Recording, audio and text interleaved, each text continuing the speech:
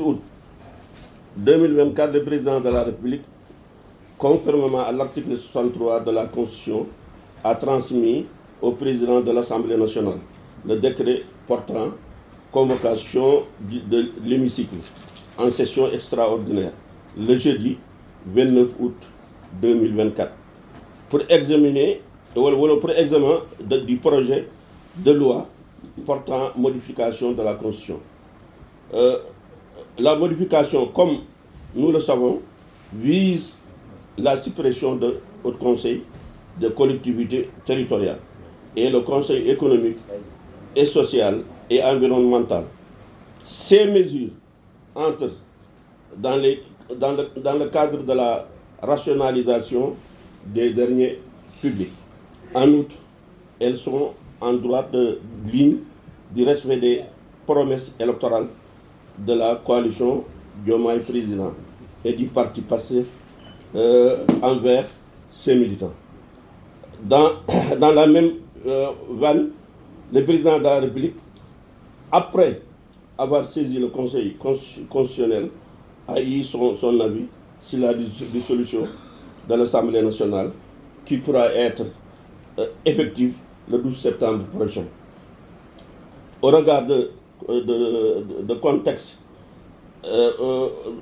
contexte, il paraît clairement que 5 mois après l'élection présidentielle du 24 mars 2024, qui a vu l'événement de la 3e alternance démocratique au Sénégal, nous allons vers des élections législatives anticipées.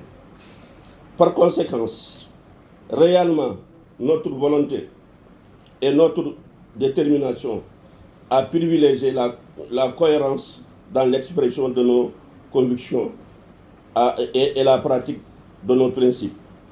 Deuxièmement, rappelant notre constant et indéfectible attachement à la défense et à la préservation des intérêts supérieurs et exclusifs du Sénégal en toutes circonstances. Troisièmement, après avoir procédé à une analyse minutieuse de la situation nationale du pays sous l'angle des nombreux défis présents et futurs à relever, le Parti Justice et Développement appelle à un vaste cadre qui va regrouper tous les dignes fils du Saloum et de tous bords, politique, société civile, acteurs de développement, jeunesse, à oublier nos différends pour relever le défi de l'unité et de digne représentation du Saloum à l'Assemblée nationale.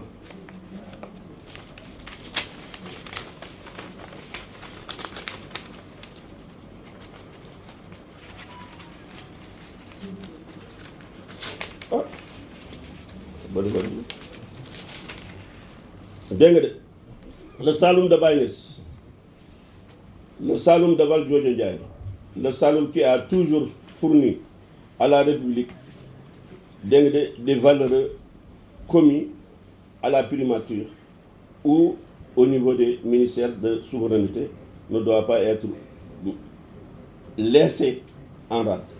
Le Saloum, carrefour stratégique qui mène vers 4 pays de la communauté économique des États de l'Afrique de l'Ouest, CEDEAO, à savoir la Guinée-Bissau, la République de Guinée, la Gambie, le Mali, doit être poumon économique du Sénégal.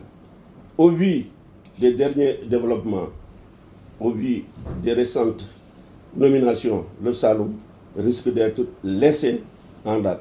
Pour encore 5 ans, seul un sursaut politique de ses fils pourra le faire.